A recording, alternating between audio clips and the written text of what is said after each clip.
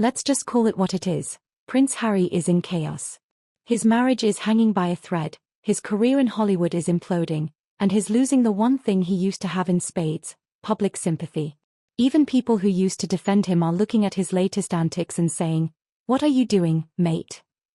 Because from where most royal watchers are sitting, this isn't the brave, rebellious prince anymore. It's a man flailing, stuck in a marriage that's collapsing under its own ambition, and desperately trying to crawl back to the one thing that ever gave him meaning, his royal identity. But the problem is, he burned that bridge, and now he's standing in the ashes, wondering why no one's inviting him home.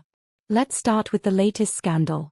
While Prince William was out in Brazil doing something genuinely impressive, delivering speeches about climate action and indigenous rights for his Earthshot Prize, Harry was off in Canada. On the exact same week. Now, in theory, that shouldn't be a big deal. He's attending remembrance events for veterans, totally fine, totally respectable. But the timing? The optics? Oh, it's so Harry. Royal insiders are calling it an ambush, a deliberate attempt to pull focus from William's big international moment. Dan Wootton even went so far as to say he's doing a 24-hour blackout on Harry's trip, refusing to show the photos because, in his words, "I'm not going to play into his hands." That's how cynical this whole thing looks. It's not about duty or service anymore, it's about revenge PR. Harry seems obsessed with overshadowing his brother, and it's getting embarrassing. He's acting like a jealous sibling rather than a global humanitarian. And while Harry's trying to outshine William, Hollywood has officially turned the lights off. Page 6, yes, that Page 6, the Gossip Bible of New York, ran a brutal expose this week asking, "Is the Hollywood show over for the Duke and Duchess of Sussex?" According to their sources, people are sick of them. The act has gone stale. There's no appetite left for Harry and Meghan. And they've worn through any goodwill they had. It's the kind of takedown you can't spin. Executives are describing Harry as hopeless in professional settings. One even claimed he showed up late to a Netflix meeting and then asked a senior executive, not an intern, not an assistant, a top exec, for a cup of hot chocolate. Apparently that's his signature drink. Staff had to scramble to find it for him, just like at Spotify, where the same thing happened. And Meghan?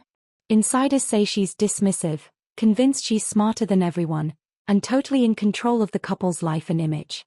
So while Harry's trying to rebuild his reputation, his wife's running the PR machine, and the results are disastrous.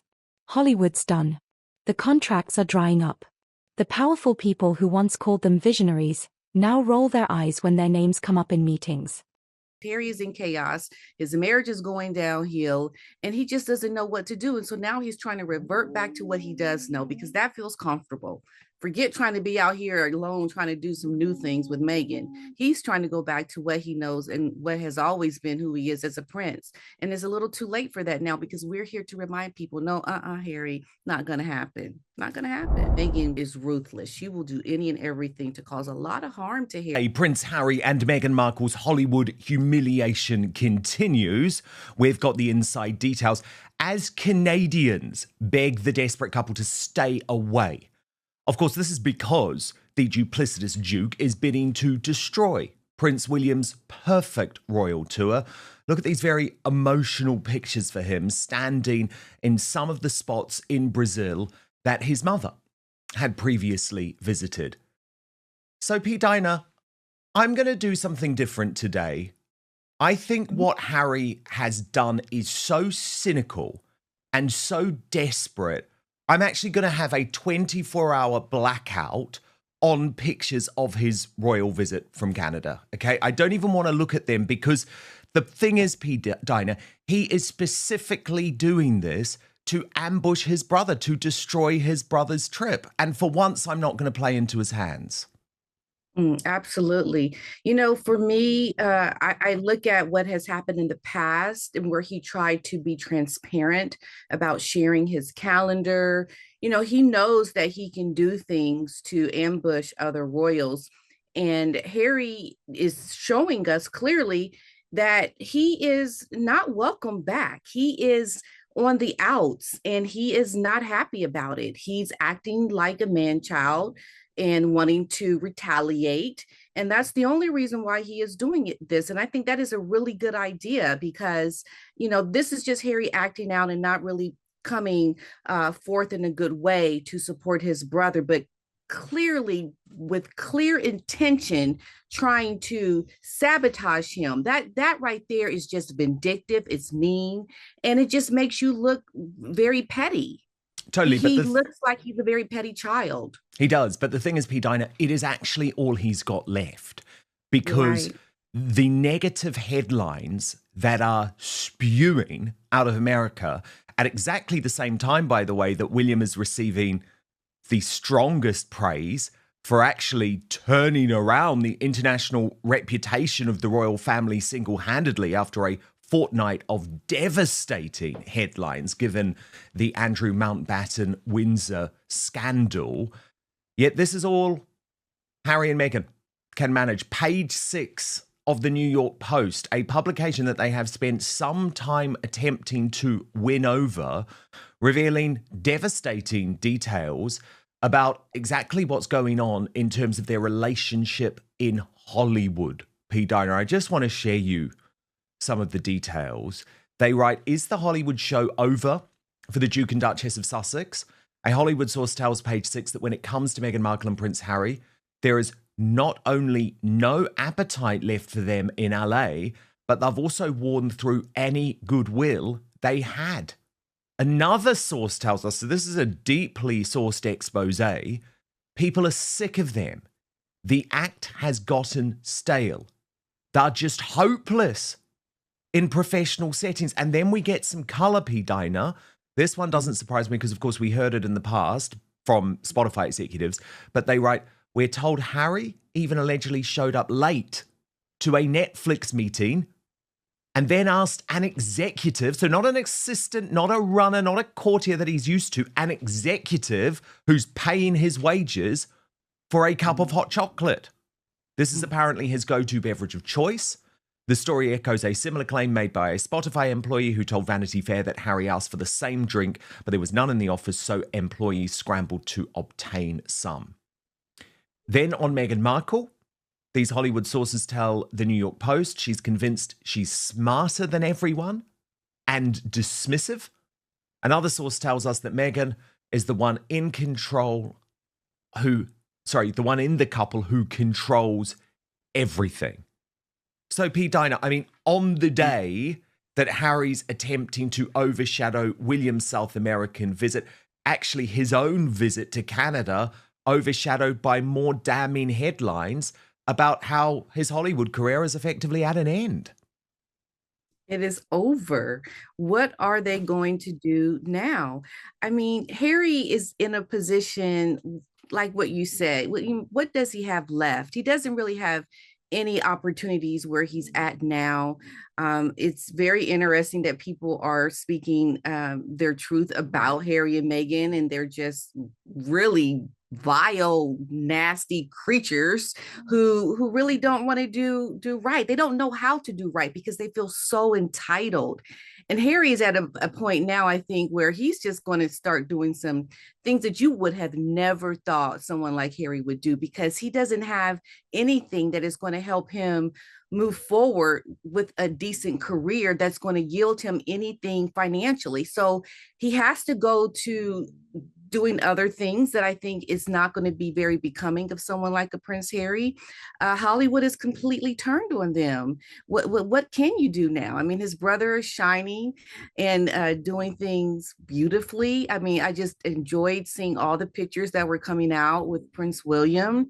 He just gives you these feel good moments. And then when you see Harry, you look at someone who is miserable, who is just dirty and hits below the belt because he doesn't have anything. And Meghan is the one calling all the shots. All you have to do to look at what's going to happen to Harry is to know that Meghan is behind everything, to know Harry's life, the future, everything is going to be completely, is ruining itself in real time. It's going to get worse and worse for him.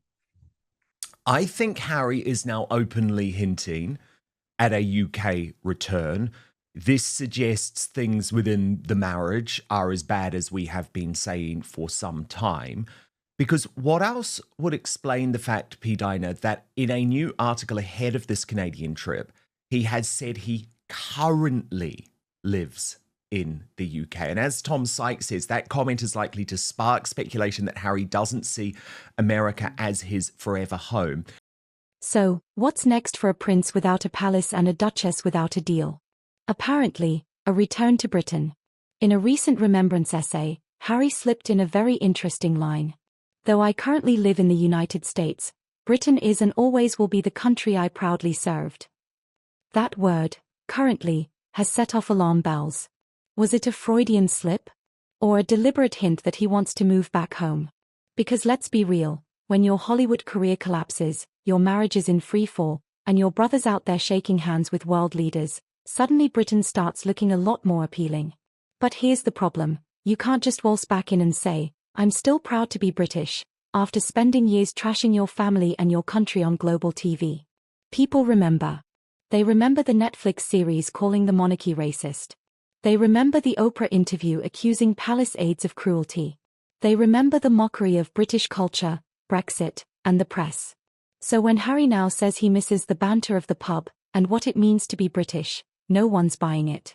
He can't just nostalgia his way out of this one. And let's be honest, if Harry really wanted to make peace with Britain, Meghan would never allow it. She built her brand on escaping the toxicity of the royal system. Returning to the UK, even symbolically, would undermine everything she's been selling. But as many commentators pointed out, Harry doesn't seem to have much say anymore. Every move, every statement, every appearance feels scripted by Meghan's team.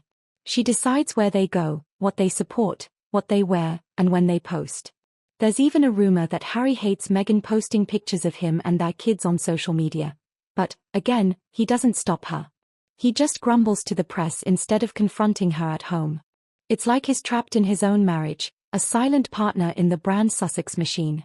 And if that's true, if he really doesn't have a voice anymore, then that's not just sad. That's tragic. Speaking of losing goodwill, even Canada, once their safe haven, has turned on them. After Harry announced he'd be visiting Toronto for veterans events, social media erupted with fury. People were posting comments like, "Stop giving free publicity to an extremely wealthy, spoiled narcissist who betrayed his own father, who, by the way, is the King of Canada." Ouch. It didn't help that Harry was just seen at an LA Dodgers game, in full Dodgers gear, right before visiting Canada. For Canadians, that was like waving an American flag in their faces. So now he's arriving in Toronto to promote British veterans' causes, but locals are asking if he'll be wearing his Dodgers hat. It's the kind of PR fumble that would make even the most forgiving fan roll their eyes. And again, people blame Meghan. She allegedly dragged him to the baseball game for her own branding push, not realizing, or caring, that it would make her husband look ridiculous. She's winning short-term PR headlines while torching his long-term reputation. And because no royal drama is complete without a dash of irony, Meghan's latest career wins, wait for it, getting her homemade jam on Oprah's favorite things list. Yes. Jam. According to the official announcement, Oprah wrote that Meghan shared her homemade recipes with us, and that she loves drizzling the jam on muffins and yogurt. It's being marketed as a $65 luxury holiday gift set.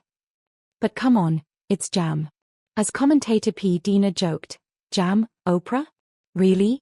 Usually Oprah's favorite things are high-end, unique, luxurious products, not something that looks like it came from a farmer's market in Montecito. It reeks of desperation. And even Oprah's endorsement feels strained. Insiders describe her relationship with Meghan as intensely transactional. Oprah gave the Sussexes their career-defining moment in 2021 with that explosive interview, but she's kept her distance ever since. This jam shout-out feels less like a friendship and more like a PR favor, maybe even in exchange for a future exclusive. Either way, it's small potatoes for someone who once fancied herself a global changemaker.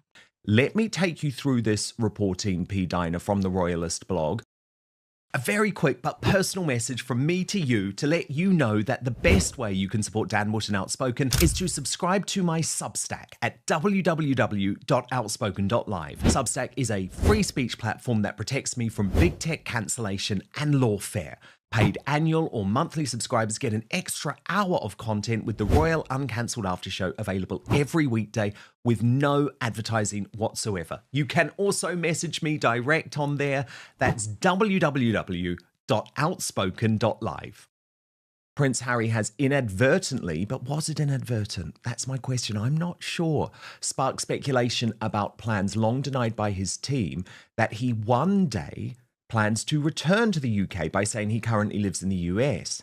He recently told a podcaster he had no plans to become a US citizen. He made the new remark not in an off-the-cuff interview, but in a written article distributed on global newswires about Remembrance and Veterans Day celebrations which take place all this week. Harry has provoked suspicions he is trying to take attention off his brother Prince William by travelling to Canada to support such causes today, the same day William presents his Earthshot Awards in Brazil.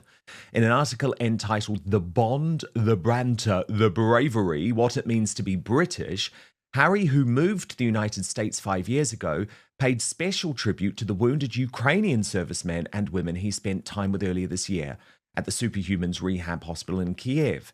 He said, "These people reminded me that bravery is not the absence of fear, but the triumph of purpose over it." Then he said, "There is a similar stoic spirit of self-deprecation and humour in Ukrainians that I recognise more than any other in us Brits. Though currently I may live in the United States, Britain is and always will be the country I proudly served and fought for. The banter of the mess house, the banter of the mess, the clubhouse, the pub, the stands, ridiculous as it sounds, these are the things that make us British. I make no apology for it. I love it." But as Tom Sykes says, the comment is likely to provoke raised eyebrows at the palace and more vocal criticism online, where Harry is often accused of betraying Britain by attacking its monarchy and overstating his active military service. So, P. Dinah, I have so much to say on this because I'm not going to be suckered by this. No way. Just because he's now gone to the US and revealed quite predictably, oh, this isn't quite what I thought it was going to be. I mean, he made it very clear in that podcast interview last week, there's lots of things I'm not certain about in terms of the US. And we know a lot of that is connected, of course, to Trump and what he sees as a rollback of democracy. But I'm sorry, Harry, you didn't just slag off the British monarchy. You slagged off Brits. I will never forget the Netflix documentary when you attacked us, for example, for voting to Brexit. Well, over 50% of Brits voted to leave the European Union, P. Dinah. He attacked the majority of the country as being racist, as being backward. So this idea that all of a sudden he can say, oh, I'm really missing Britain now, so I'm always going to be British, and actually, I'm really proud of us. No, I'm not going to be sucked in by that because you talk about the banter. Your banter is over, Harry, because you've turned into a deeply destructive, very negative person. But it's fascinating, isn't it, P. Dinah, that all of a sudden he seems to be making out America ain't his forever home. Yes. And you know what I find so interesting is how he wants to have his hand in social media and freedom of speech, because I think he looks at that as something that is a constant reminder to the things that he has said. Like he wants to stifle our voices because we will remind people about the things that he has said. We remind people about him being on that freedom flight. He is the one that has said some really bad things and has shown himself to want to distance himself from his family, the UK, the people. And now he's trying to turn back to try to come back to, being who he originally is. And now he finds that he has to try to attack us because we will always remember what he has done. We're never going to forget. And that's what he doesn't like, because he wants to now cover up, the things that he's done in the past, because things have shifted so much for him in California with Meghan. His eyes have slowly opened to the reality that we all saw from the very beginning. And he doesn't like it. He really does not want people to really see what happened before. He wants to cover it up. Just like when he talked about his family is not racist, not the family he knows, but we clearly heard the things that he and his wife said during Netflix and the award that they got for racism, So Harry is just very sketchy in everything. He has no clear purpose, alignment with anything that is substantial. He doesn't know if he's coming or going. He is in chaos right now. That is what it is. Harry is in chaos. His marriage is going downhill, and he just doesn't know what to do. And so now he's trying to revert back to what he does know, because that feels comfortable. Forget trying to be out here alone, trying to do some new things with Meghan. He's trying to go back to what he knows and what has always been who he is as a prince. And it's a little too late for that now, because we're here to remind people, no, Harry, not going to happen. Not going to happen. Totally. And P. Dinah, the problem is everyone's turning. I mean, even the Canadians, obviously I'm doing this blackout today, but even the Canadians don't want him there. Look at this headline. Furious Canadians turn on Prince Harry as he announces Toronto visit, days after supporting the Dodgers at the World Series, which was again a decision that Meghan Markle forced him to do. And as the Royal News Network posted, apparently no one wants Prince Harry in Canada, and I can't blame them. All he had to do was not cosplay as a Dodger fan with his wife for PR. And that's exactly what the Mail report is making clear. They write, days after he donned a Dodgers hat during the World Series, Canadians were in no mood to read the news that Prince Harry was planning a visit to Toronto. CTV News reported that Harry would be in Toronto this week, with his office confirming that he'd be arriving today for a series of events to support the Canadian Armed Forces and veteran community. However, after he supported the Dodgers over the Blue Jays during the Fall Classic, many Canadians weren't thrilled by the news of his upcoming visit. Will he be wearing his LA Dodgers hat? One wrote under a post from CP24. A week late, a second said, who really cares? Stop giving free publicity to an extremely wealthy, extremely privileged, extremely spoiled narcissist who is disloyal to his own father, who just so happens to be the King of Canada. And so again, P. Dinah, he was so unhappy at that event with Meghan Markle. It was so obvious he didn't want to be there. But of course, it was something he was dragged to because she was launching her Was Never products that day. But now it's impacted his visit to Canada. And remember, he knew at that point, P. Dinah, that he was going to be visiting Canada. He just hadn't released the grenade because he didn't want William to know about it too early. That's the real tragedy here. Every time Meghan tries to relaunch herself, as a podcaster, a producer, a brand founder, a modern duchess, it ends up making both her and Harry look smaller. She keeps trying to blend activism with luxury branding, but the result always feels hollow. People see the hustle now. They see the contradictions, preaching compassion while suing newspapers, talking privacy while launching jam jars with personalized labels. And poor Harry just looks exhausted. He's caught between a wife who's addicted to reinvention and a family that's moved on without him. Even his once loyal Canadian supporters are rolling their eyes. Even the Americans are bored. And through it all, Prince William just keeps quietly doing his job, and doing it well. While Harry flounders in Canada, William's out there in Brazil looking every inch the future king. Barefoot on the beach with local children one day, delivering serious speeches on environmental crime the next. His Earthshot Prize ceremony drew world leaders, CEOs, indigenous activists, real movers and shakers.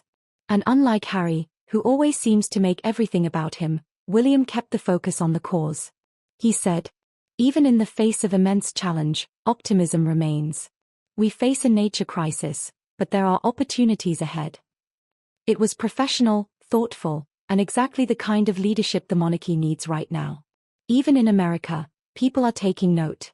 P. Dina pointed out that William's seen as classy, genuine, thoughtful, an image of his mother's compassion. His beloved, respected, and, most importantly, consistent. When you put the two brothers side by side, the contrast couldn't be starker. William, grounded, focused, and leading global conversations. Harry, angry, adrift, and seemingly controlled by his wife's failing brand. One has grown into the role he was born for. The other is stuck fighting ghosts, of the palace, of his mother's death, of his own resentment. And what's worse, every time he tries to reinvent himself, he ends up reminding everyone what he's lost. He's not an activist anymore. He's not a royal. He's not even a credible celebrity. He's just the man who once said he'd never come back, now quietly wondering if maybe he should. Interesting how Megan just sabotages Harry. Like, that's your husband. I mean, you do all these things to put him in these positions, and what Harry just has to deal with it. He doesn't have a choice. I mean, this is a man that has literally been stripped of everything, even his own voice. You know, this Megan talks about getting her voice. Yeah, she took away her husband's voice too. He doesn't have a say. And so he has to go there trying to now explain, supporting the Dodgers, and he's in Toronto trying to, I don't know, still show support for, the Blue Jays. So what do? I mean, you really are the victim of your wife. She is the one that has put you in these compromising positions. I mean, it's really quite sad to see Harry go through these things alone, essentially. I mean, Megan doesn't care. And it's going to absolutely, I think, get worse when there is more divide between them, because when these little things are starting to happen, they are definitely insight into what will happen when it becomes a lot more serious. And you can see Megan is ruthless. She will do any and everything to cause a lot of harm to Harry. These little things really are the future of big things, is how I see it.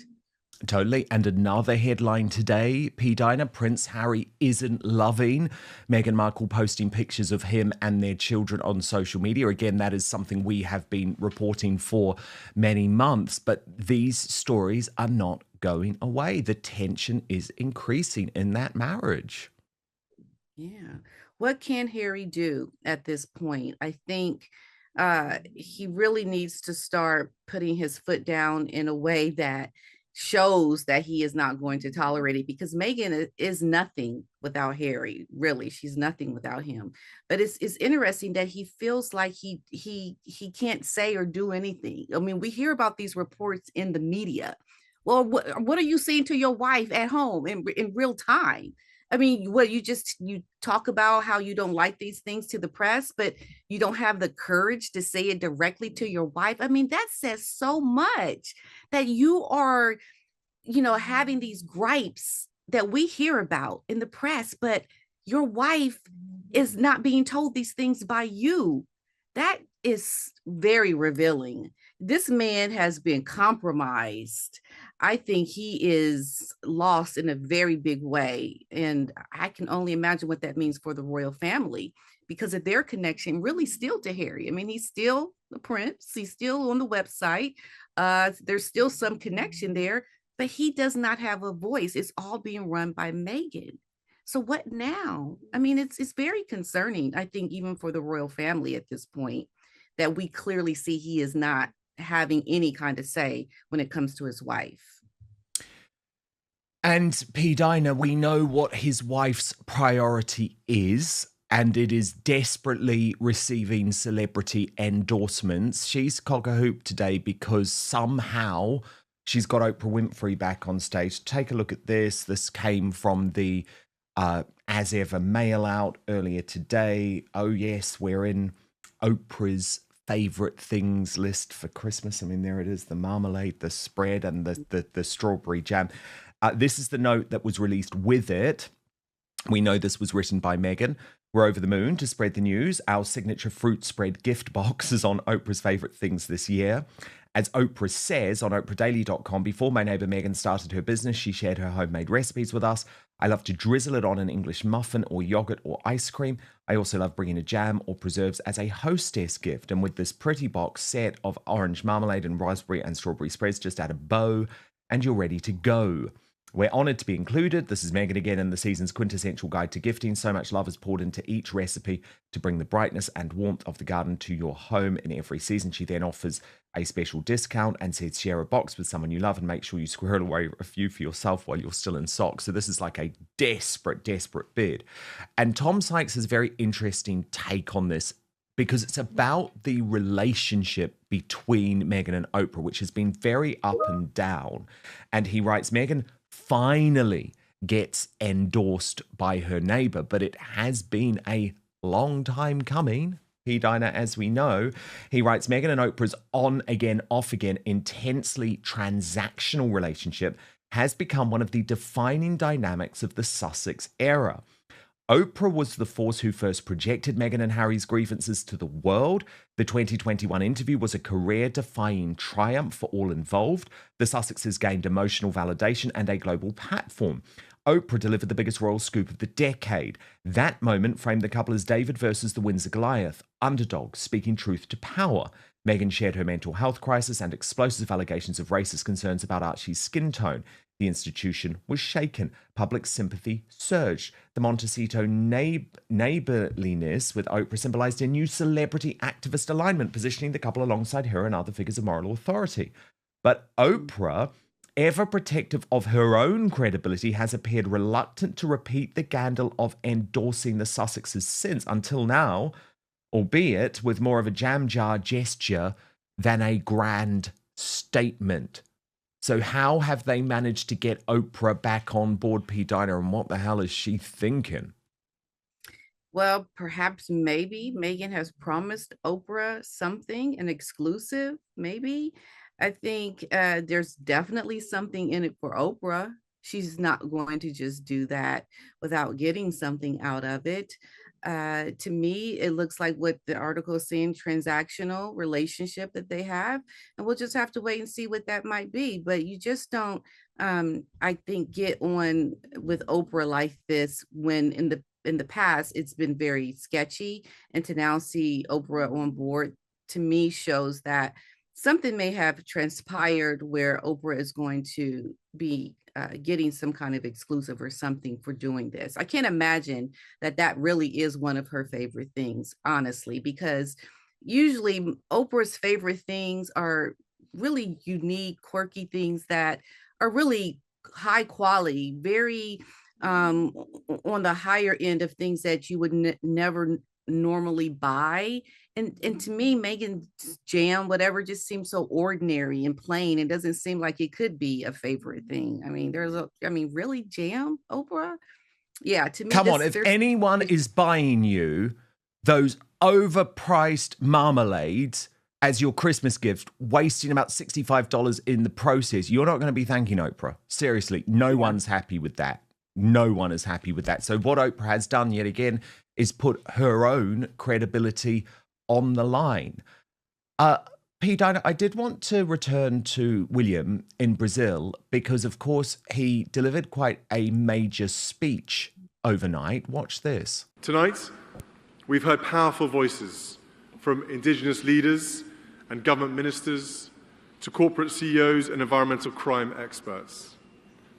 Each speech shows us that even in the face of immense challenge, optimism remains.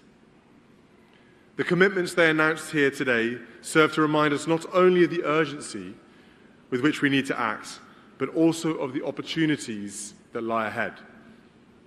We all know that we face a nature crisis, with global biodiversity decreasing, climate change accelerating, and environmental crime fueling ecological decline. As we've heard this evening, environmental crime is now one of the most profitable and damaging forms of transnational crime. In the past year alone, over 1.7 million hectares of the Amazon were cleared across this region, much of which is driven by illicit activity. P. Dinah, how is this trip going down in America? Well, for us here, we are very much aligned with Prince William. I don't find anything negative about Prince William and the work that he is doing. He really represents the crown beautifully here. And the work that he is doing is very substantial, I think, and it speaks to people. They take William very seriously. I mean, he's known all around the world. He gets so many people to come out and support him. And we just love him, his family. And we're excited about the work that he is doing. He had the Earthshot Prize Awards in Boston here in 2022 that I went to, and he was beloved by so many people. It was so many people outside cheering William and Catherine on. We just love William. And of course, Catherine's not with him this time, but it's just really great to see, and the work that he is doing is very meaningful, and it speaks to a lot of people, and he does it in such a classy way. The way he supports his initiatives, they come off very genuine and thought-provoking, and he just seems like a very caring, almost an image of his mother. He just has that feeling, that vibe that has transcended through from his mother, and we like it. Yeah.